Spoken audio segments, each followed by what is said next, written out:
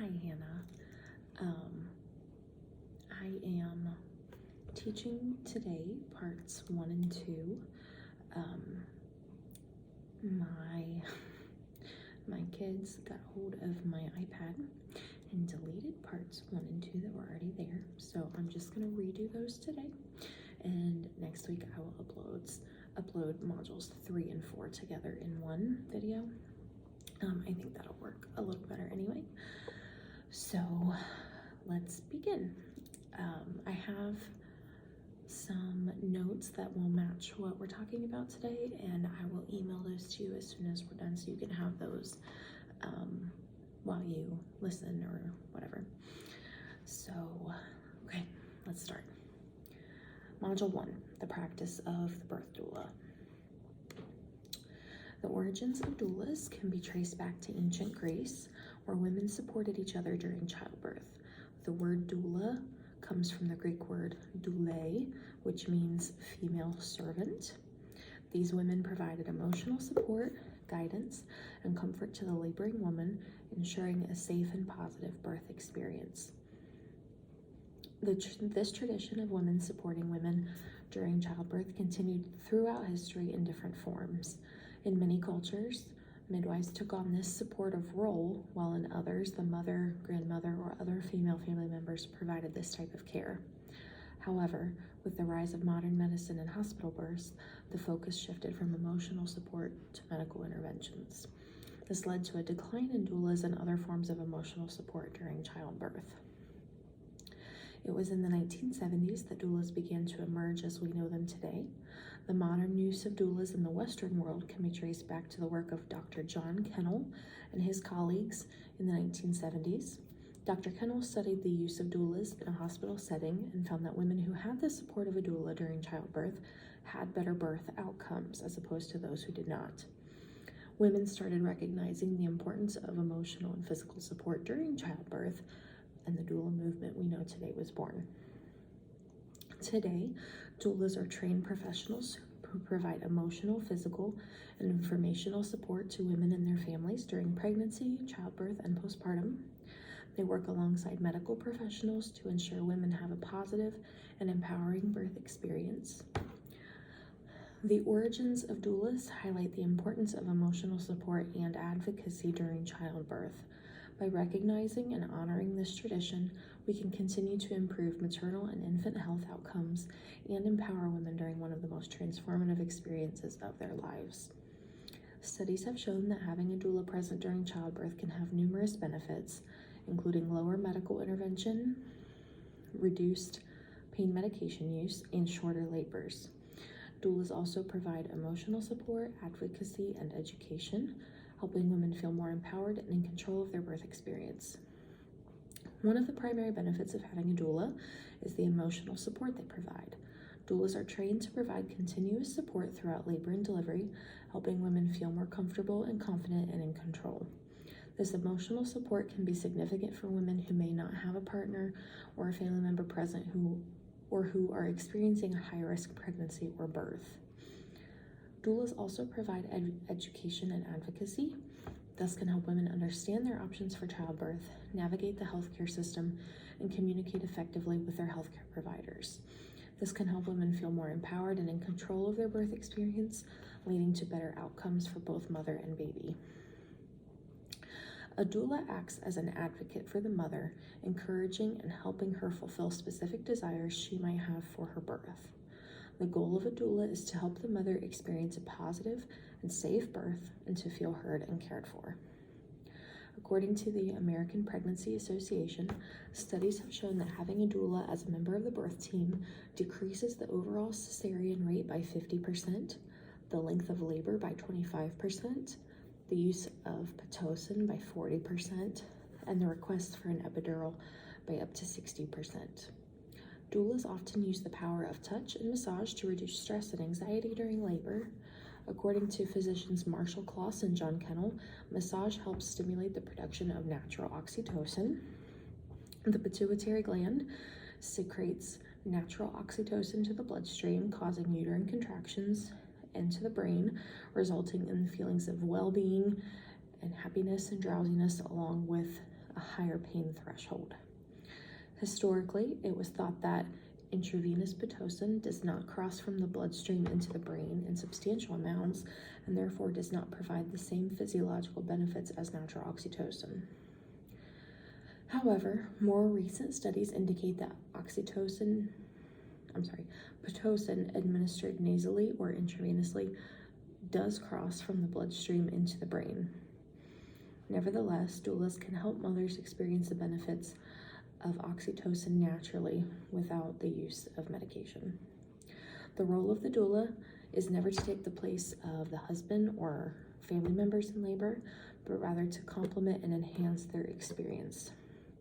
Today, more husbands play an active role in the birth process than used to be in recent years.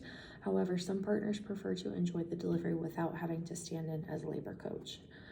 By having a doula as part of the birth team, a father is free to do what he can to support the mother or what the mother asks him to do. Doulas can encourage the father to use comfort techniques and can step in if he wants a break. Having a doula allows the father to support his partner emotionally and mentally during labor and birth, and to also enjoy the experience of their child being born without the added pressure of trying to remember everything he learned in a birth class. Since men aren't usually natural caregivers, it helps them be present in the birth experience without needing to try to be all of the physical support as well as the emotional and mental support for the mother. Other types of doulas that exist besides birth doulas are antepartum doulas, like a prenatal doula, for a mother who has been put on bed rest due to a high-risk pregnancy, or if she's on bed rest or has had some type of operation during the pregnancy and then has a long recovery, still pregnant. It's similar to the role of a postpartum doula, but the mother is still pregnant and just can't do everything that she normally would. They provide informational, emotional, physical, and practical support in circumstances that are often stressful, confusing, or emotionally draining, which I'm sure being on bed rest when you are pregnant probably is all of those things. Postpartum doulas provide support in the first weeks after birth. They provide informational support about feeding and caring for the baby. They provide physical support by cleaning, cooking meals, filling in when a new mother needs a break. They provide emotional support by encouraging the mother when she feels overwhelmed. Some doulas have more training in one area versus another. There are some doulas who only want to be postpartum doulas. There are some that do both, and then some who prefer to just be a birth doula. So that might be something that you want to choose to offer later down the road. I know a lot of women, after they are older and their children are out of the house, they like to do the postpartum doula role for something different. So those exist. Bereavement doulas provide care for mothers and families who have or are experiencing miscarriage or infant loss. This is more heavy-handed in the emotional aspect of support. These doulas may attend induced stillbirths when a baby has passed, and they offer the mother the option to induce her so she can still deliver her baby naturally, or in the setting of a home birth, a bereavement doula may go and be with the mother as she passes the baby in a miscarriage situation, if she chooses to deliver at home, just to attend her, to be with her through the physical side of things, as well as emotional and mental at home. That's one way of offering bereavement services or support outside of hospital and also inside of hospital.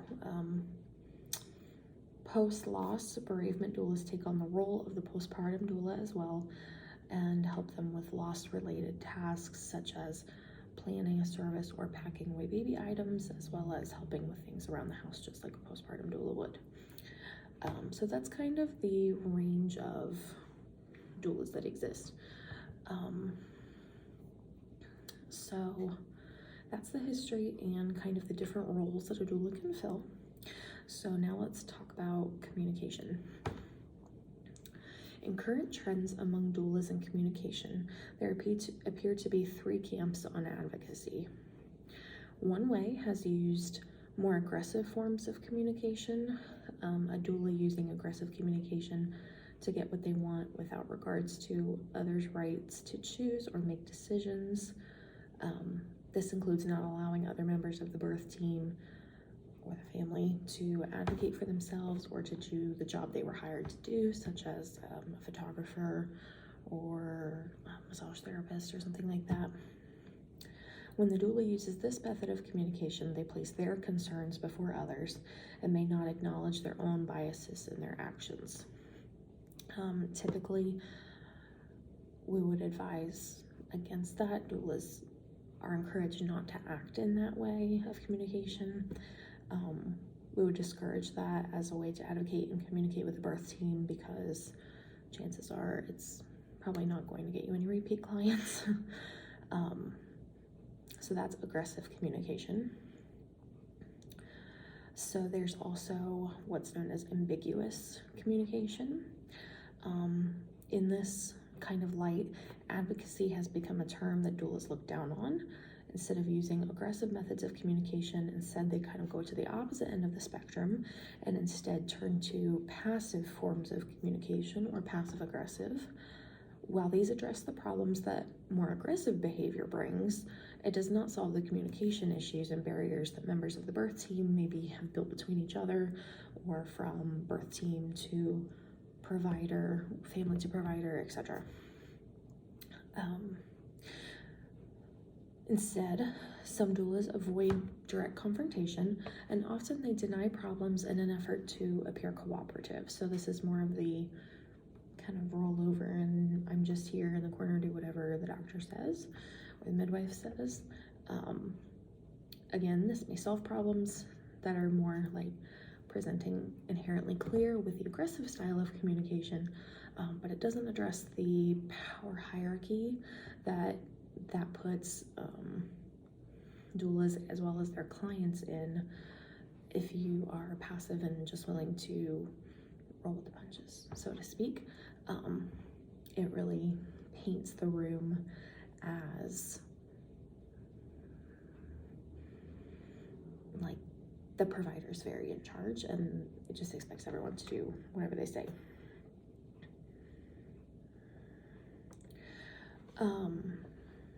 So that is more of the ambiguous style of communication. The third method is called assertive communication. In this style of communication, members of the birth team uphold respect for one another while still acknowledging differences of opinions. Listening to others is key in this style, as well as staying calm and working to uphold a connection between all members of the birth team. In order to achieve this goal, we use a theory of autonomy called relational autonomy to describe how doulas can act as advocates and uphold the rights of all members of the birth team to express their opinions. Relational autonomy says that a woman's autonomy operates in a social context, while women can act without being influenced by this social context by voicing their own choices. Many women have not been taught how to do this, especially in a traditional hospital model. Autonomy is not something that's freely presented to them. Women come in, when they're pregnant, come into an OB, they are told what to do, they are told what will happen. The doctor is very like, this is how I do things, this is what we will do, rather than presenting them as having choices, the option to say no to things that they don't desire for their birth plan, such as having their water broken at 4 centimeters or anything else that's kind of standard. So many women have not been taught how to do this, how to maintain their autonomy within a social context, again, within that structure of power hierarchy in a birth setting, not understanding how to not see them as an authority. So they haven't been taught how to do this, and they don't know that they can. Because most women operate in a social context, there are a few things a doula can do in order to advocate in a respectful but assertive manner. So that looks like presenting the client with information about choices available to them within their chosen social context and help them decide if those choices are what they want. In doing this, doulas only act as a provider of information, not the decision maker. So it's very important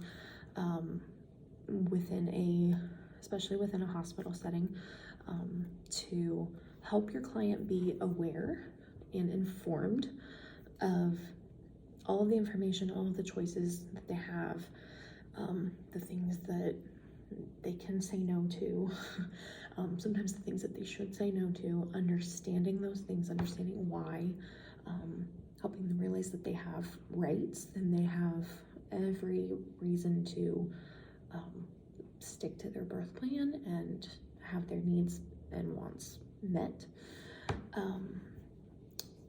So making sure that our clients are informed, but that we're not making decisions for them, because we don't ever want anybody to feel like our choices or our opinions influenced their decisions if they maybe weren't clear on information or just weren't sure, or whatever the case may be.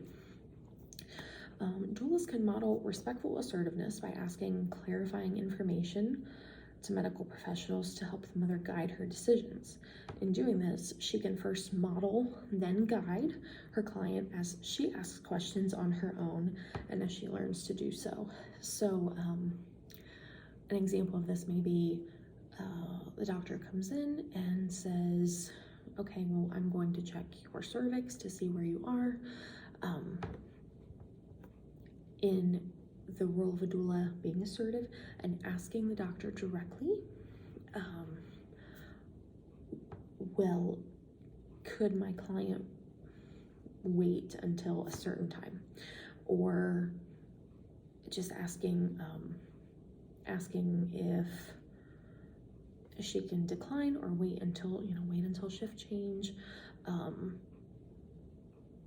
Just modeling questions to the doctor to help the mother gain information, such as you asking, well, what are the risks of you breaking her water? Because they'll come in and tell you all of the benefits. Well, this will speed up your labor. This will make your baby move down. Most of the time, that's not true. And so by you asking, if your client doesn't know to ask, or maybe has been in labor a long time and isn't in the headspace to ask, you standing in that gap and saying, well, can you go over the risks with my client of you breaking her water? What are the associated risks of this, not just the benefits?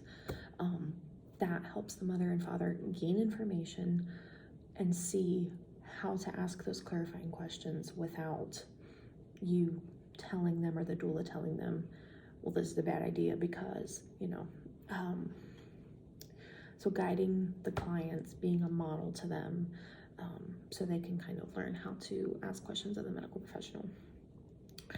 Doulas can also work with medical professionals to address action steps to take when abuse is seen. So that looks like if you see a physician being obstetrically abusive, working with maybe a nurse to say, hey, I saw this isn't okay. What steps can we do to protect my client and make sure that this does not happen going forward?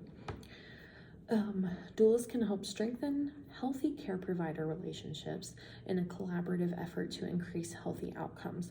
This is especially, I would say, maybe more possible and likely to happen in a home birth situation with a home birth midwife. Now, of course, not all midwives are created equal. You and I know that, but it seems to be much more acceptable that the doula comes in as an equally important member of the care team and is more likely to be accepted in the working in unison with the provider to support the mother and hopefully increase the health of the situation, healthy birth, healthy outcome, with as little or limited trauma as possible. This, of course, is also the goal in a hospital setting. It just may take a little more work to get there, especially if the attending physician doesn't care for doulas or sees anyone else's opinion but theirs as noise or unnecessary. So weighing the room, kind of making yourself friendly and approachable to the provider and let them know that, hey, I would love to be a team with this. How can I best support my client here? Doulas can also help to promote the autonomy of women in these ways. Support their clients as the primary decision maker in the center of their care. They, at the end of the day, your client should be making all the decisions, and they should be the one in control, giving the yes or no, and feel comfortable, confident, and heard in any decision that's made. Support the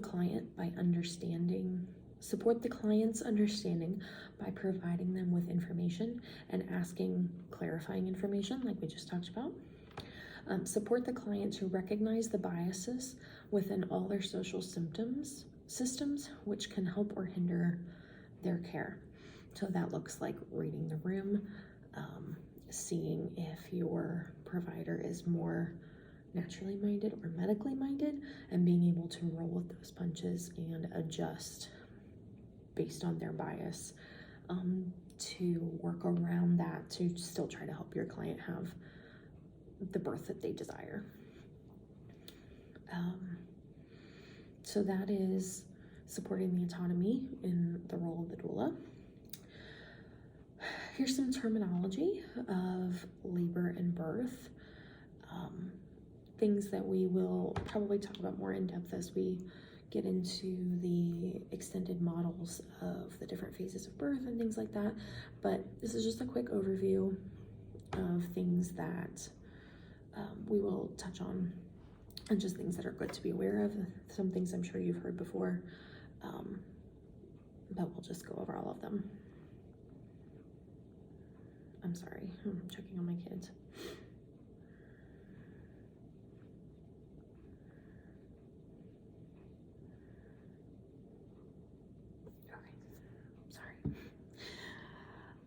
Okay, so the first is, the medical term is abruptio placenta, or placental abruption. The placenta has started to separate from the uterine wall before the baby is born. This is accompanied by usually bright red bleeding, pain, a lot of pain. It is emergent, and it is very serious, and it is nothing to play with at home. If your client is at home and starts to feel this happening or starts having bright red bleeding, not in labor, not like a bloody show thing, but bleeding and pain, immediately to the hospital. It is a very serious thing that can happen. Amniotic fluid, this protective liquid consisting mostly of fetal urine and water, fills the sac surrounding the fetus.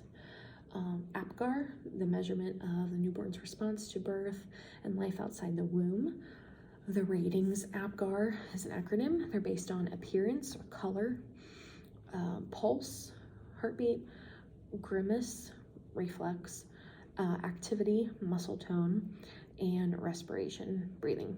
The scores are taken at 5 minutes following birth, and they range from 1 to 10. So if you hear someone say that your baby's APGAR was a 4 and they needed oxygen, that would track. Or, there's an 8 at 1 minute after birth and a 10 at 5 minutes after birth. That's a normal response to coming around after being born. Breech presentation, when the fetus is positioned head up to be born buttocks first or with one or both feet first. I had trouble saying this one. Cephalopelvic disproportion, or CPD. The baby this says that the definition is the baby is too large to safely pass through the mother's pelvis. In very few and rare cases, yes, sometimes the baby truly is too big. However, with the right position to give birth in, not flat on your back, and with the right amount of changing position frequently, changing your pelvis, your baby will fit. Your client's baby will fit. If her body grew that baby, it can get that baby out. So if you have a client maybe who had a previous C-section and is desiring a VBAC and would hire you to be her doula, and you ask like, oh, what was the reason for your C-section? And she says CPD. They told her baby was too big. Again, rarely, maybe that was the case. More often than not, it was incorrect positioning and a provider who was either lazy or not well trained and didn't care to have her do anything except lay on her back, and then of course that won't work. So that's that. Cervidil is a medication used to ripen the cervix before induction. Sometimes if you have a client that's being induced at night, they will come in like 8 or 9 o'clock in the evening. They'll insert Cervidil into the cervix to ripen, thin it, soften it, make it more pliable, and then begin an induction, like with a Foley balloon or even Pitocin later on, or even the next morning, depending. We'll get into all of that more in depth with this section when we talk about medications. It has risks. It is used for inductions, but it's also used for other things, and there are some risks attached that clients usually aren't told about. So it's all part of being able to keep a client informed, and we'll go over all of that. Cesarean, C-section, an incision through the abdominal wall and uterine walls for delivery of the baby. Maybe vertical, but more commonly is horizontal. It's also called abdominal delivery. That's just not as common as, of course, being called a C-section. Colostrum, the thin white fluid, like nectary type fluid that is the earliest stage of milk production. Babies get that first, of course, before full milk comes in. Complete breech. The baby's buttocks are presenting at the cervix, but the legs are folded Indian style, making vaginal delivery very difficult. I did that. It is difficult, but it's not impossible. If you have a provider that knows what they're doing and is well trained and isn't scared, it can be done. Contraction, the regular tightening of the uterus, working to push the baby down and out the birth canal through labor. Crowned or crowning, when the baby's head has passed through the birth canal and the top of the head stays visible at the vaginal opening between pushes through contractions. Dilation, the extent to which the cervix has opened for preparation for childbirth.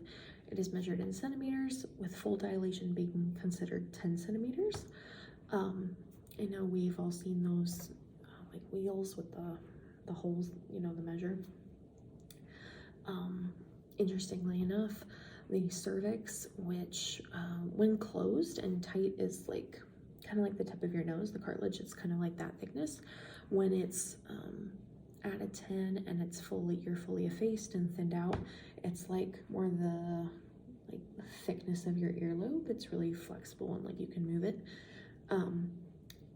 The cervix actually stretches up to 14 centimeters to allow baby's head to fully come through, and shoulders, and not getting stuck. If you think about when your babies were measured at birth and say they had like a 13 centimeter head, that had to come through, and it wouldn't have come through if your cervix just held still at 10 centimeters. So you don't dilate in a circle, you actually dilate in like an ellipsis, and that's, of course, accommodates like the passing of the shoulders, 1, 2, down and out. So interesting. I'm sorry, I'm trying not to rabbit trail. Effacement, refers to the thinning of the cervix in preparation for birth, and is expressed in percentages. So if your client is checked and they say, oh, you're 8 centimeters or you're 6 centimeters and 75% effaced, you know that your cervix is 75% thin enough to get to this point, 75% pliable. And we'll talk about all of that with the labor and birth process and why and how your cervix thins out. Engaged, meaning the baby's presenting part, usually the head, has settled into the pelvic cavity, which usually happens during the last month of pregnancy, like when your baby drops. Epidural, common method of anesthesia used during labor, inserted through a catheter, which is threaded through a needle into the epidural space near the spinal cord. Episiotomy is an incision made to the perineum to widen the vaginal opening for delivery. Should not be done. Many providers won't do them anymore. It is much healthier and it's much more natural and safe to tear naturally and then either be sewn or let your body heal on its own depending on the level of tear and the depth of tissue. But yeah, some doctors, especially older school doctors, will still do them. Fetal distress, a condition when the baby is not receiving enough oxygen or is experiencing some other complication, such as interference from Pitocin and epidural combination, or certain positions can cause the baby's heart rate to drop, like maternal position in labor. Some babies don't respond well to certain positions, so that's something to be aware of. Fontanelles, the soft spot between the unfused section of the baby's skull. These allow the baby's head to compress slightly during the passage, molding through the birth canal. So something to keep in mind is that if your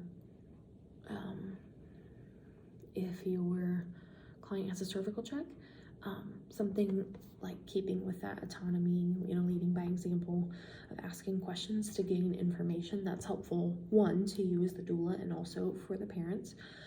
You should or could ask the doctor, he should, or midwife, should be able to tell you what the baby's position is from feeling where the fontanelles are.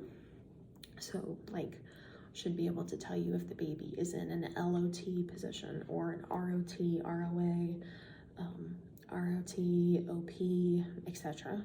All of those things are ways that babies are positioned in the womb, and that is very, very important for you to know so that you can best decide or figure out based on the baby's position if it's not an optimal position and you need the baby to move over and be more center, or if the baby is backwards, OP, and needs to flip around. You knowing that can help you put your mothers in the right positions so that she can get the baby moved where they need to be. So that's important information for you to know as well. Forceps are the metal tongue-shaped instruments that are sometimes used to help guide the baby's head out of the birth canal during delivery. They're not very commonly used now. I've only seen it one time, and that was enough. It's not great. Frank breech means the baby's buttocks is presenting at the surface, and the baby's legs are extended straight up to the baby's head. Incontinence, inability to control bladder or excretions. Urinary incontinence is common as the baby places heavy pressure on the bladder, whether in labor or in late pregnancy. Induced labor is induction. Labor started through the accelerated use of interventions such as placing prostaglandin gel on the cervix, using an IV drip of the hormone Pitocin, or by rupturing the membranes. Jaundice is a condition in newborn babies, reflecting in the yellowing of the skin. This is caused by the immature liver's inability to process excess red blood cells. It always goes away on its own. It is not an emergency. It is not a reason that a baby needs vitamin K. The baby does not need vitamin K unless they have had a true birth injury where clotting is necessary to hopefully circumvent like some type of internal bleeding or, a brain bleed or anything like that. But they don't need vitamin K if they get jaundice. Most babies in studies have shown that most babies who have worse jaundice are the ones who got vitamin K because it overfloods their liver, and the liver can't process hormones. Vitamin K is a hormone, not a vitamin, and so the liver cannot process all of that heavy hormone, and it dumps out toxically, causing jaundice. Labor, regular contractions of the uterus that result in dilation and effacement of the cervix. Lightning, when the baby drops in preparation for delivery. Meconium, greenish or brown substance that builds up in the baby's bowels and is generally excreted shortly after delivery, baby's first poop. Sometimes that comes before. Not usually a big deal. Babies who have meconium just usually need a little more help clearing, but there are positions to hold them and help them clear that. There are homeopathics you can give to help babies clear that, all kinds of things.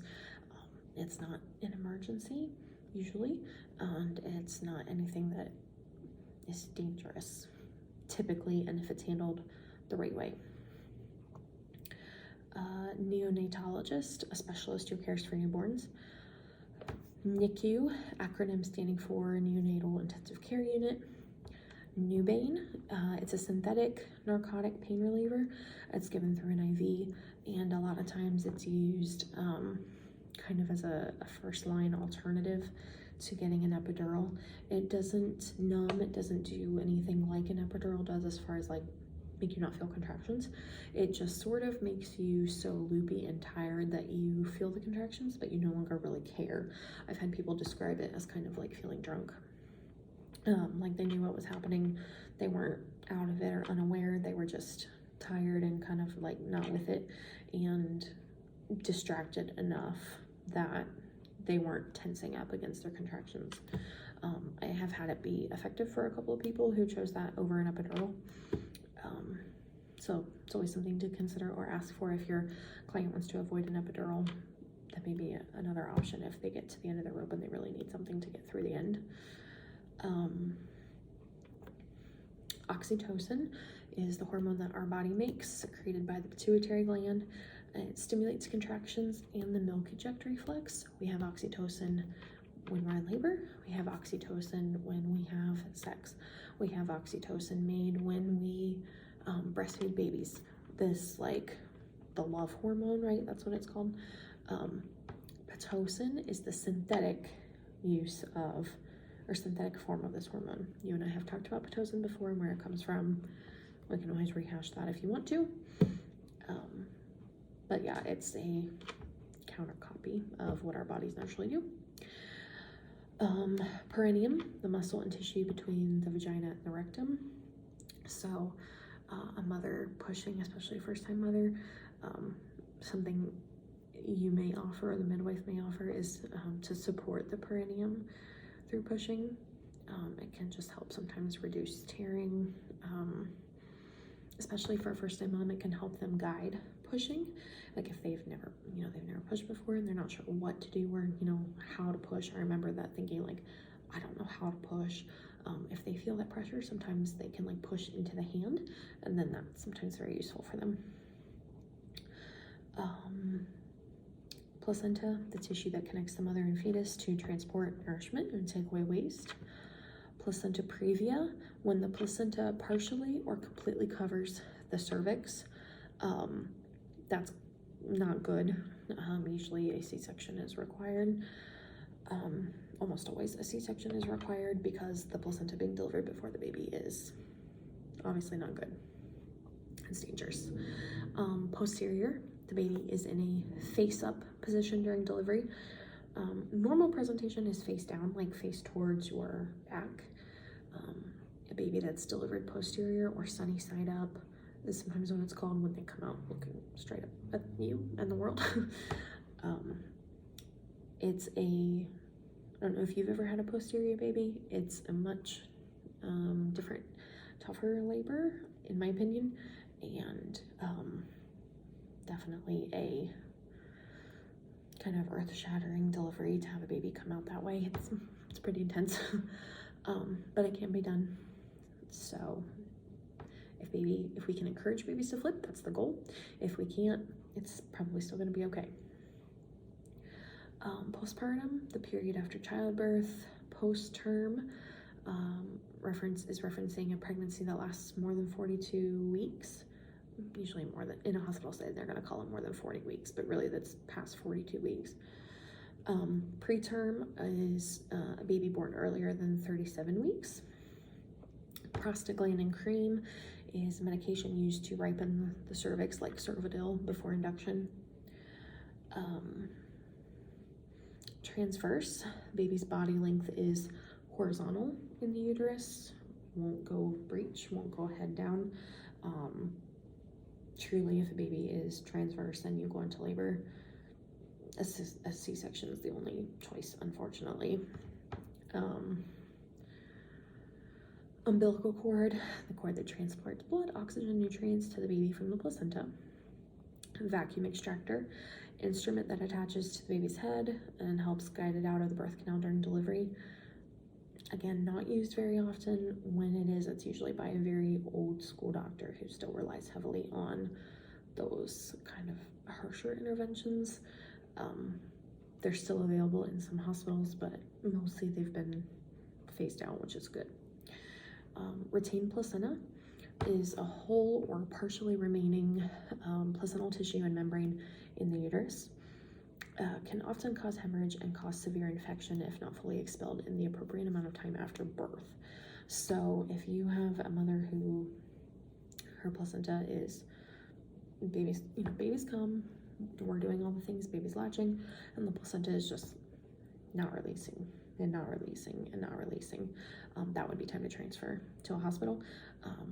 You have to decide, the mom has to decide how long she wants to wait, but there is a greater risk of hemorrhage with retained placenta, and again, infection if the placenta delivers but part of it was still attached and the membranes have just shredded from the amount of time that it's been in there. They get thinner, they get weaker.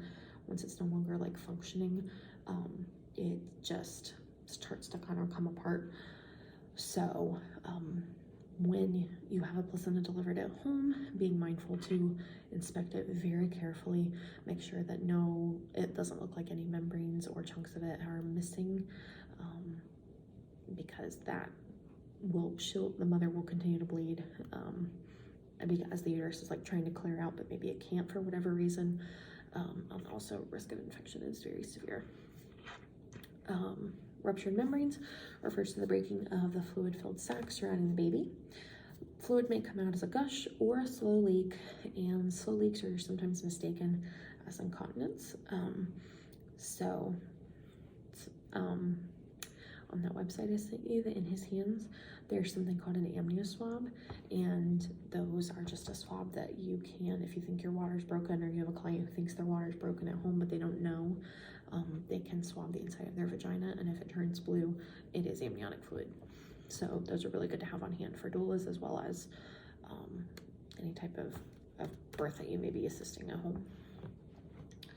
I'm sorry.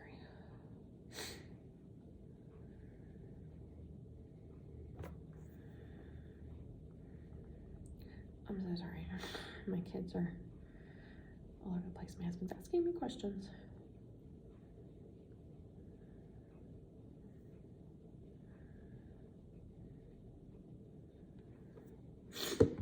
Okay. So that is terminology. Not a full terminology. We will have more things as we dive deeper into more specifics. But this is kind of the initial general terms, lots of things that you'll hear in a hospital setting, so being aware of those. So for assignment 1, assignments aren't going to be like actual assignments, like anything crazy, but for assignment 1, review the terms that we just went over. I'm going to email these to you as well. Pick 2 of them that interest you, that you'd like to learn more about, and just spend some time looking into them to see maybe it's something that you want to learn about for the purposes of your own birth coming up, or anybody that you'll be, I think you said your sister-in-law. Yeah, just pick 2 that sound interesting and learn more about them, because you can never learn too much, especially if you are attending births that are in and out of hospitals. Like, there's different ways of looking at all these things, whether you're at home or at hospital. So getting well versed in them is going to be a really good benefit for you. Okay, so that was section 1. Section 2 is a little bit shorter. I'm trying to be cognizant of your time. So section 2 is reflective practice. The concept of reflective practice and what all of that means. So let's start that. Reflective practice is learning through and from experience towards gaining new insight of self and practice. Reflection is a systematic reviewing process for all doulas, which allows you to make links from one experience to the next, making sure your clients have maximum support. Reflection is a basic part of teaching and learning, and as a doula, you are always learning as well as educating. It aims to make you more aware of your own professional knowledge and action by challenging assumptions of everyday practice and critically evaluating practitioners' own responses to situations. It's about being very observant and aware of things happening around you or information that you may get, and keeping good mental notes to further your next experience. The reflective process encourages you to work with others as you can share best practice and draw on others for support. Ultimately, reflection makes sure all clients are supported more effectively, as support and education can be tailored to them. So kind of a constant improving of your processes or your information sharing. The process of reflection is a cycle, which is just repeated from experience to experience. So teach, advocate, support.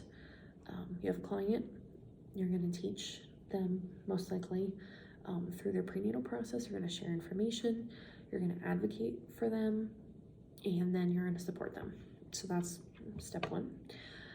Step 2, after everything's done, self-assess the effect your support has had on the client's birth. And then 3rd, consider new ways of teaching or sharing information or support in the birth room, which can improve the quality of the experience for someone else next time. Try these ideas in practice and then repeat the process. So, what are the benefits of reflective practice? Reflective practice can help create confident doulas.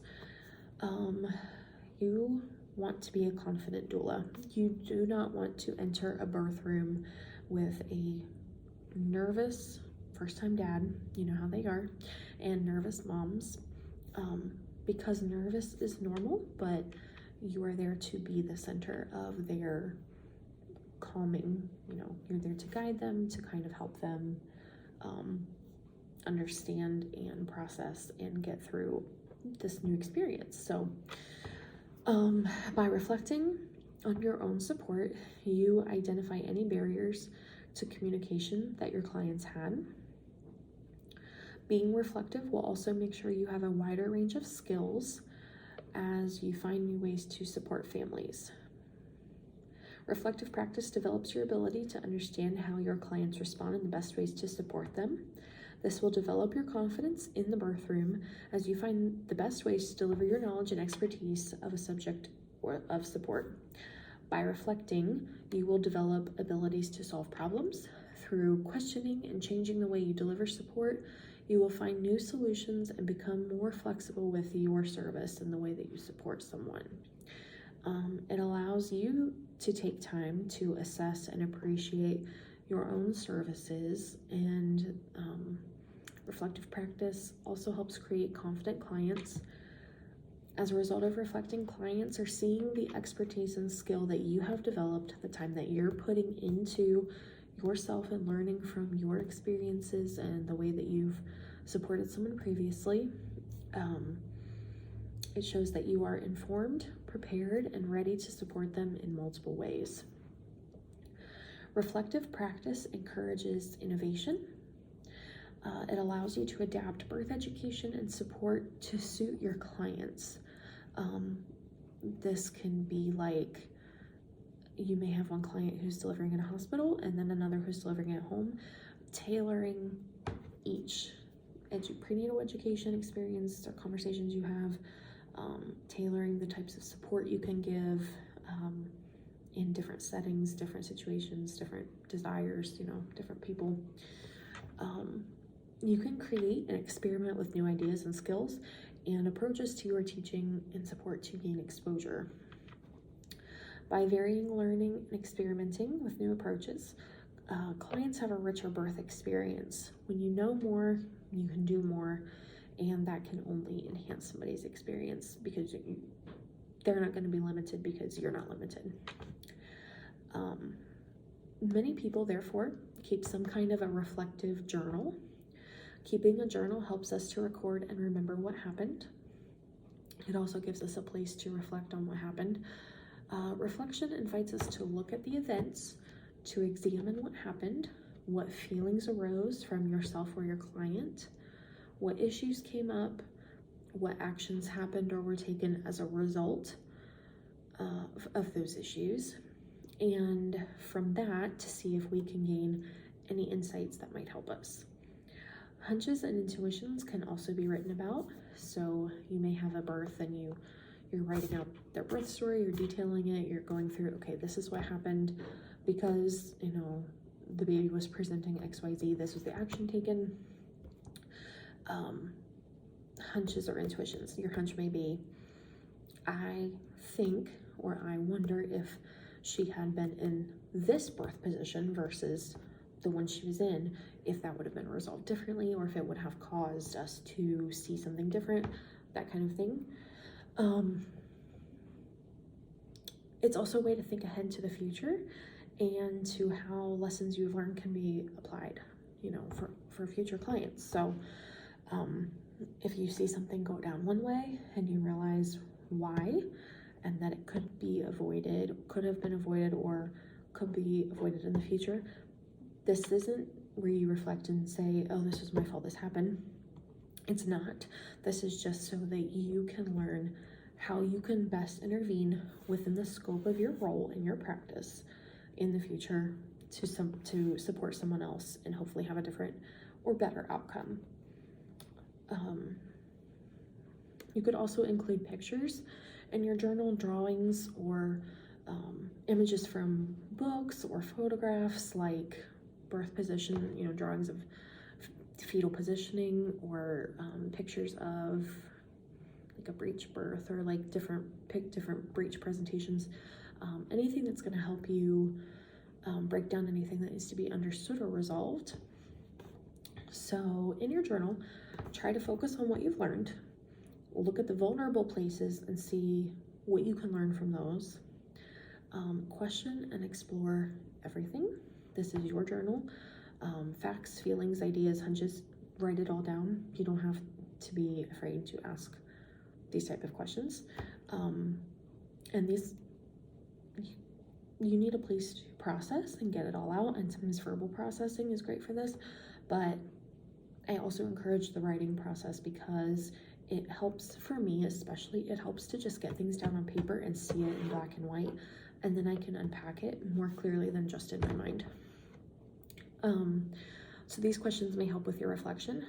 What have I learned? How can this be applied to similar situations in the future? How can this be applied to other situations in the future?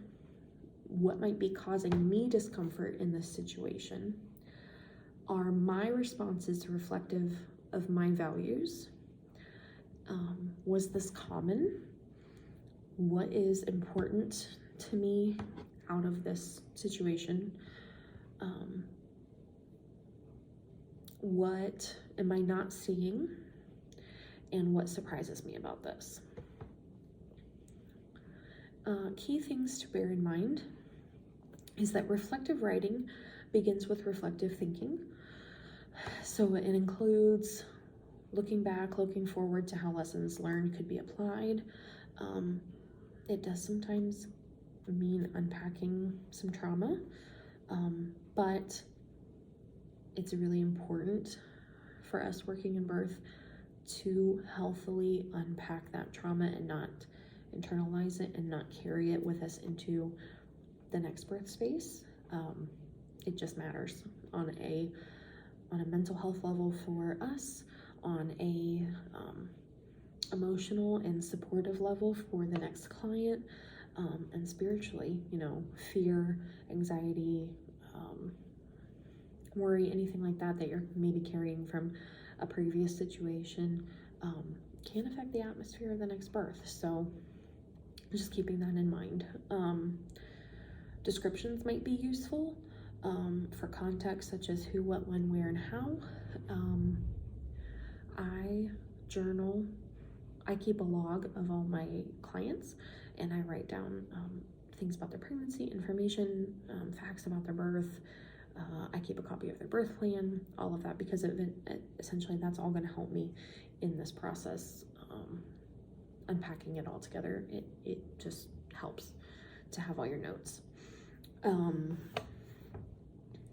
For writing to be reflective, it should include your thoughts at the time and afterwards and since, your feelings at the time and since, why you did what you did, or why you chose the methods of support that you did, how or if you would change it in the future, the implications of any type of action that was taken, and evidence of hindsight, understanding after the event. And this isn't all in a negative context. I find it helpful when there are negative things that happen at a birth to unpack it and understand it better, but it's also just as important to record all of the positive things in a birth, because that's how you track the good things and okay, I did this was really helpful, I'm gonna keep doing this. And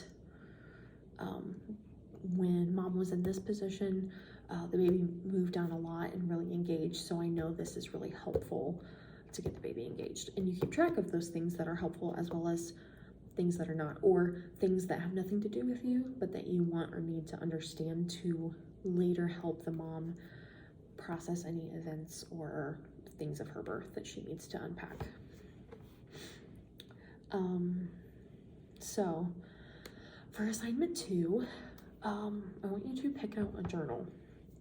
Choose a journal that feels good to hold and to write in.